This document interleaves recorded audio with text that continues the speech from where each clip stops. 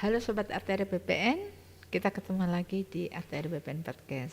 Kali ini saya bersama Ses Dirjen Penanganan Sengketa Konflik dan Perkara, Ibu Setiawantini. Apa kabar Bu Tini? Baik, Mbak Yuli. Ya. Bu Tini ini lebih akrabnya kita panggil Mbak Tini. Kita akan ngobrol tentang penanganan pengaduan terkait kasus-kasus pertanahan. Tentunya kita ketahui bahwa kalau untuk pengelolaan pengaduan itu berada di Biro Humas, tetapi salah satu tupoksi dari Dirjen 7 adalah menangani tentang kasus-kasus terkait dengan pertanahan. Ya. Bu Tini, yang ditangani oleh Dirjen 7 terkait penanganan pengaduan itu kasus-kasus seperti apa? Jadi gini Mbak Yuli, di Dirjen 7 itu menangani kasus pertanahan. Kasus pertanahan itu ada 3, sengketa, konflik, perkara. Nah, kasus ini biasanya adalah memperebutkan atau mempermasalahkan kepemilikan atas bidang tanah yang sama oleh satu orang atau oleh 2 orang atau lebih. Jadi satu bidang tanah diklaim kepemilikannya oleh 2 orang atau lebih, itu Mbak.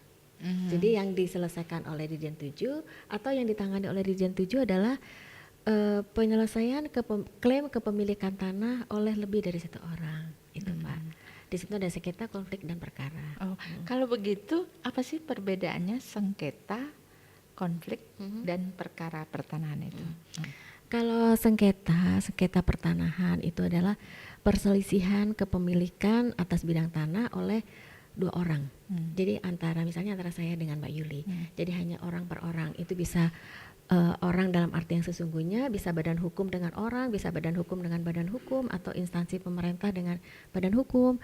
Tapi kalau konflik itu adalah perselisihan kepemilikan atas satu bidang tanah oleh 1 orang dengan sekelompok masyarakat atau dengan banyak masyarakat. Itu perorangan di sini bisa badan hukum, bisa instansi pemerintah, bisa BUMN. Nah, biasanya yang terjadi konflik-konflik pertanahan itu antara instansi pemerintah atau BUMN atau badan hukum dengan kelompok masyarakat tertentu. Nah, kalau perkara ini adalah perselisihan kepemilikan tanah yang oleh para pihak penyelesaiannya diajukan melalui lembaga peradilan. Nah, nanti dari Dirjen 7 ini bertugas untuk menangani kasus tersebut dengan beracara di pengadilan berdasarkan surat kuasa yang diterbitkan oleh Menteri. Kira-kira seperti itu, Mbak Yuli. Kalau masyarakat ingin mengajukan pengaduan terkait dengan masalah kasus-kasus pertanahan, itu ada syaratnya nggak, Mbak Tini? Nah, ini sesuai regulasi kita ya Mbak Yuli. Kalau dulu itu kita tidak membuat persyaratan terhadap masyarakat yang mengajukan pengaduan kasus. Akibatnya pengaduan kasus itu banyak sekali. Nah, kita untuk menanganinya di awal pun menjadi kesulitan karena informasi yang diberikan itu sangat minim di dalam surat pengaduan tersebut. Yang kedua, kadang-kadang pengadu ini tidak jelas identitas dan legal standingnya. Nah, di dalam regulasi kita yang baru, Permen 20 tahun 2001, itu kita mensyaratkan bahwa apabila masyarakat akan mengajukan pengaduan kasus pertanahan, mereka harus memenuhi persyaratan yaitu melengkapi identitas diri, surat kuasa, dan identitas pemberi dan penerima kuasa apabila dikuasakan. Artinya si pemilik tanah tersebut tidak mengajukan pengaduan sendiri.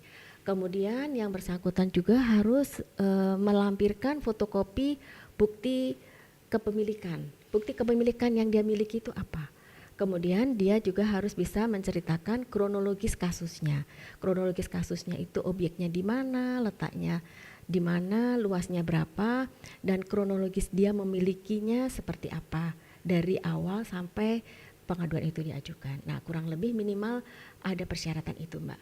Nah, kalau tidak memenuhi persyaratan tersebut, akan kita kembalikan kepada pengadu untuk dilengkapi terlebih dahulu untuk dapat kita tindak lanjuti. Kira-kira seperti itu, Mbak. Berarti kalau nggak ada legal standingnya itu tidak terpenuhi ya Iya. syarat untuk Iya. ditindaklanjuti Iya. pengaduan yang masuk. Iya, jadi kita akan menindaklanjuti terhadap pengadu yang memang punya legal standing terhadap tanah itu, baik dia selaku pemilik sendiri atau bertindak selaku kuasa. Gitu. Kalau pengaduan yang masuk, bagaimana caranya di Dirjen 7 ini mengelola pengaduan tersebut? Kan tentunya tadi kan ada perkara, ada sengketa, ada konflik. Nah itu pengelolaan pengaduan di internal itu sendiri seperti apa, Mbak? Nah kalau perkara itu mungkin lebih simpel, Mbak Yulia, karena kita mengikuti jalannya penanganan perkara tersebut di pengadilan. Dari Dirjen 7, teman-teman dari Direktorat Perkara itu akan beracara di pengadilan berdasarkan surat kuasa dari Menteri tadi yang saya sampaikan, dan mengikuti jalannya persidangan tersebut di pengadilan tingkat 1. Di pengadilan negeri itu di situ ada agenda-agenda sidang, membuat jawaban, kemudian pembuktian, pemeriksaan saksi, dan lain sebagainya sampai putusan pengadilan negeri itu inkrah. Kalau PPN di pihak yang kalah, nanti ada upaya hukum lain, bisa ke tingkat pengadilan tinggi, kemudian masih ada juga di kasasi dan peninjauan kembali di Mahkamah Agung. Nah kalau sengketa dan konflik itu relatif hampir sama, Mbak, hampir sama, dan Dirjen 7 itu menerima distribusi pengaduan kasus tersebut melalui aplikasi persuratan. Itu kalau kita menerima melalui daring, nanti akan kita seleksi juga persyaratannya dan akan kita masukkan lebih dahulu ke dalam aplikasi persuratan. Intinya kita menerima semua pengaduan kasus itu dari aplikasi persuratan, baik dari Biro Umum secara langsung ataupun kita distribusi dari TUPP. Nah setelah kita menerima Dirjen 7 sesuai regulasi kita yang baru, kita akan seleksi dulu, Mbak, apakah persyaratan yang saya sebutkan tadi sesuai yang dipersyaratkan di Permen 20 2001 itu terpenuhi. Kalau tidak terpenuhi, tadi saya sampaikan bahwa kita akan mengembalikan dulu kepada pengadu untuk dilengkapi terlebih dahulu. Kalau persyaratan itu sudah terpenuhi, persyaratan minimal tadi sudah terpenuhi, kita akan masukkan ke dalam aplikasi SKP yang kita namakan aplikasi Justisia. Nah, di dalam aplikasi Justisia itu atau melalui aplikasi ini akan kita distribusikan ke Direktorat Sengketa atau Direktorat Konflik yang mempunyai kewenangan untuk menangani kasus tersebut. Nah, selanjutnya proses penanganannya itu akan diupdate di dalam aplikasi tersebut by profile. Jadi setiap tahapan proses penanganan oleh masing-masing profil itu harus dan wajib diinput di dalam aplikasi SKP. Begitu, Mbak. Jadi nanti kita akan dapat memonitor perkembangan penanganan kasusnya tersebut melalui aplikasi. Khususnya ini konsumsi memonitor ini masih di internal kita ya, Mbak ya. Jadi mungkin pimpinan baik itu Pak Menteri, Pak Dirjen maupun Pak Direktur itu bisa melihat progres penanganan kasusnya tersebut by aplikasi tersebut. Itu, Mbak. Mbak Tini, ini kan begitu panjangnya ya proses dalam rangka menyelesaikan satu kasus. Kalau kita boleh tahu, itu berapa lama sih rata-rata menyelesaikan satu kasus yang ada, baik sengketa, konflik atau pertanahan? Apakah ada SOP-nya ya, Mbak?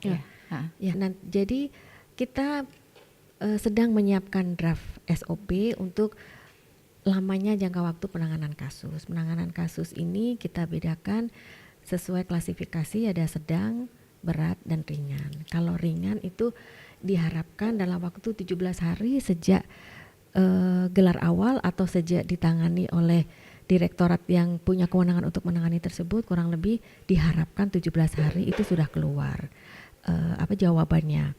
Kalau yang kasus sedang itu kurang lebih 48 hari atau paling tidak 42 hari. Nah, kalau kasus berat ini yang memerlukan waktu lebih lama itu minimal bisa sampai 82 hari kerja, Mbak. Karena untuk kasus-kasus yang berat itu yang punya permasalahan yang lebih kompleks, itu tentunya kita memerlukan tahapan penanganan yang menjadi lebih panjang karena kita perlu juga berkoordinasi dengan instansi lain. Di samping kita mungkin akan menjadi beberapa kali kita melakukan penelitian untuk mengumpulkan data yang lebih komprehensif untuk mengambil suatu keputusan gitu. Mbak Tini, tadi kan banyak sekali proses yang harus dilewati untuk menangani satu kasus. Nah, terhadap beberapa proses yang ditangani itu, apakah terinfo oleh masyarakat? Bagaimana caranya masyarakat mengetahui bahwa prosesnya sudah sampai di mana?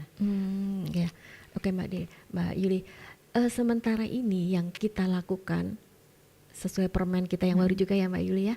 Nah tadi setelah Sesdijen itu mengklasifikasi atau menyeleksi terhadap kasus-kasus yang sudah memenuhi persyaratan, kemudian kita distribusi ke Direktorat Teknis yang menangani, itu kami dari Sesdijen akan menyurati ke pihak pengadu bahwa pengaduan saudara sudah kami terima dan diteruskan ke Direktorat Sengketa atau Direktorat Konflik untuk ditangani lebih lanjut. Nah, paling tidak terinformasi di situ, Mbak. Nah, selanjutnya di Direktorat Sengketa atau di Direktorat Konflik itu ada tahapan penanganan yang kedua ya. Yang pertama itu pengkajian, kemudian yang kedua itu gelar awal. Di gelar awal ini adalah langkah untuk menentukan lebih lanjut terhadap penanganan kasus tersebut. Ada 4 alternatif penyelesaian atau tindak lanjut dari gelar awal tersebut. Yang pertama akan disurati kepada pengadu, artinya dari direktorat itu langsung bisa menjawab pengaduan masyarakat tersebut. Yang kedua bisa juga akan diteruskan ke Kanwil atau Kanta untuk meminta kelengkapan data pendukung yang diperlukan. Yang ketiga mungkin saja pengaduan tersebut ternyata kewenangan instansi lain. Misalnya Mbak, kewenangan mengenai masalah kawasan hutan. Nah, nanti akan kita teruskan ke Kementerian Lingkungan Hidup. Nah, yang terakhir ini mungkin ini akan ditangani lebih lanjut. Mereka akan menyiapkan kertas kerja penelitian dan surat tugas penelitian untuk melakukan tahapan penanganan lebih lanjut. Nah, di gelar awal ini juga akan diinformasikan kepada pengadu bahwa pengaduan saudara sudah diterima oleh Direktorat titik-titik ya sengketa atau konflik dan sudah ditangani di gelar awal. Selanjutnya akan ditangani lebih lanjut dengan tahapan penanganan selanjutnya. Baru itu yang bisa kita informasikan kepada masyarakat, Mbak. Nah, di dalam penanganan kasus itu ada beberapa tahapan yang tadi saya sebutkan. Pertama adalah pengkajian, yang kedua gelar awal, kemudian ada penelitian, ekspos hasil penelitian, kemudian ada rapat koordinasi, ada gelar akhir, baru diambil suatu keputusan penyelesaian. Nah, kedepannya sebenarnya saya berharap tahapan-tahapan itu paling tidak bisa diketahui atau diakses informasinya oleh masyarakat, gitu Mbak. Okay. Sebetulnya cukup ini ya Bu Tini ya, cukup jelas ya tahap-tahapan yang dilalui. Namun demikian tadi kan disampaikan bahwa SOP untuk kasus yang ringan itu 17 hari, kasus yang berat itu 82 hari dan sedang itu 48 hari. Nah, dalam hal ini apakah pada saat kita menyampaikan bahwa kasus ini sudah didistribusikan ke dirjen direktorat terkait ataukah kasus ini selesai? Maksudnya yang 17 hari, 48 hari dan 82 hari ini. Ini SOP masih draft ya Mbak ya. Kami masih menunggu pengesahan dari pimpinan. Nah, itu dihitungnya dari sejak gelar awal tadi Mbak. Sejak gelar awal. Iya. Sejak gelar awal itu kan diputuskan kalau itu ringan tentunya langsung bisa dijawab ke pengadu. Nah, paling lambat itu 17 hari itu harus sudah bisa menginformasikan kepada pengadu. Tapi kalau itu kasus ringan itu berapa tadi 48 hari ya, 48 hari. Nah, itu dihitungnya juga dari gelar awal tersebut.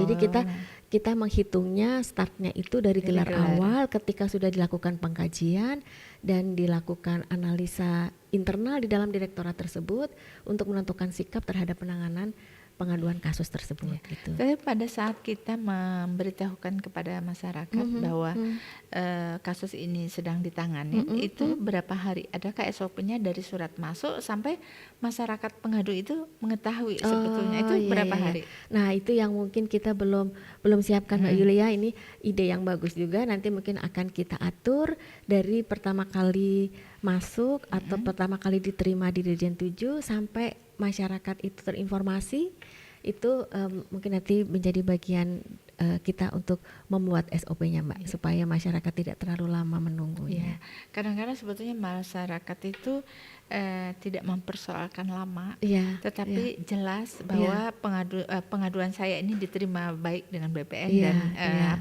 ditindaklanjuti. iya, Jadi mungkin informasi itu ya, iya, Mbak iya, Tini ya. iya. Baik Mbak Tini, tentunya tadi kita sudah menanyakan bagaimana pengelolaan yang ada di internal Dirjen 7, bagaimana proses penanganan yang harus dijalankan. Nah, untuk itu kira-kira ada nggak kendala atau hambatan dalam mengelola itu sendiri? Kan tadi itu kan kalau saya lihat banyak sekali prosedur-prosedur yang harus dilalui gitu. Nah, mungkin apakah ada kendala atau hambatan? Hambatan dalam mengelola pengaduan ya Mbak. Nah, kalau hambatan dalam mengelola pengaduan ini sejauh ini yang kami rasakan itu kadang-kadang kita menerima pengaduan yang berulang-ulang untuk kasus yang sama Mbak. Nah, kasus yang sama ini ditanyakan bukan hanya oleh pihak yang punya kepentingan, tapi bisa juga oleh dari ORI, dari DPR, dari Menpan untuk mengadukan kasus yang sama.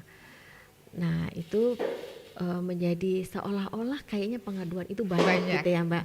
Padahal sementara kasusnya ya itu saja sebenarnya yang ditangani atau yang diadukan. Kemudian yang kedua, kadang-kadang juga yang dari kendala dari kita yang jadi menghabiskan waktu ya Mbak. Itu kita sudah menangani suatu kasus, tapi yang bersangkutan itu tidak puas dengan keputusan yang sudah diambil oleh Dirjen 7. Nah, selanjutnya yang bersangkutan ini mengadu ke DPR, ke ORI, ke Menpan. Nah, selanjutnya Menpan ORI itu meminta informasi lagi ke BPN. Nah, sejauh ini kami masih memberikan informasi itu manual. Nah, buat saya ini makan waktu juga ya, karena kita juga harus membuat surat, mengklarifikasi terhadap apa yang sudah kita lakukan. Nah, ke depan itu ya, ini harapan ke depan nih Mbak Yuli, kalau itu bisa by system ORI atau instansi lain itu ngintip lah apa yang sudah dilakukan oleh Dirjen 7 terhadap kasus yang diadukan oleh masyarakat ke mereka, itu mungkin akan mengurangi pekerjaan kita ya. Jadi kita nggak perlu membuat secara tertulis klarifikasi tersebut, tapi masyarakat dapat mengakses gitu, sendiri ya, iya, secara mengakses mandiri. Sendiri, iya. Sekalipun mungkin yang dapat diakses itu sebatas tahapan penanganannya gitu ya, belum sampai ke substansi isinya, karena substansi isinya selama itu masih dalam proses penanganan itu bersifat rahasia Mbak Yuli. Kita tidak boleh menginformasikan ke masyarakat kecuali kalau memang sudah selesai, sudah ada keputusan penyelesaian. Jadi di regulasi kita kalau masih dalam tahapan penanganan, itu proses yang sedang kita lakukan ini tidak boleh atau tidak dapat diinformasikan keluar. Tapi proses atau tahapan penanganannya itu bisa diakses oleh bisa diketahui oleh masyarakat. Ya. Tentunya harapan itu adalah harapan kita ya di kementerian ini, bagaimana masyarakat itu dapat mengakses sendiri sampai sejauh mana sih proses pengaduan yang dia sampaikan, yang ditindaklanjuti oleh kementerian. Ya mudah-mudahan aja Mbak Tini, doa kita bersama ini pengelolaan pengaduan dalam ini Biro Humas sedang ingin membuat aplikasi itu, di mana aplikasi yang ingin dibangun itu adalah aplikasi pengelolaan pengaduan secara terintegrasi. Sehingga antara satu unit dan unit lain juga dapat mengetahui kira-kira sampai sejauh mana proses yang sedang dijalankan, dan tentunya next aplikasi itu juga akan memberikan akses kepada masyarakat, di mana masyarakat secara mandiri dapat mengetahui seperti di dalam Sentuh Tanahku itu dengan kode surat masuknya itu dapat mengetahui sampai sejauh mana tentunya BPN terus berbenah untuk itu ya. Mudah-mudahan keinginan kita semua dalam rangka kita berkomitmen ingin melayani masyarakat secara lebih profesional dan terpercaya itu dapat segera terwujud. Nah, saat ini sebetulnya di Kementerian ATR BPN itu ada beberapa kanal pengaduan. Itu ada Tanya ATR BPN melalui tagar Tanya ATR BPN, itu adalah pengaduan, kanal pengaduan untuk mengakomodir kebutuhan pengaduan melalui media sosial. Setelah itu tentunya ada kanal lapor yang melalui aplikasi lapor yang dalam hal ini apa tuh namanya, pengelolaannya itu berada di Menpan. Itu kanal aplikasi lapor itu sudah terintegrasi kepada 470 kantor dan 33 kanwil. Tentunya itu juga secara real time dapat dilihat, masyarakat juga tahu sejauh mana penyelesaian yang ada.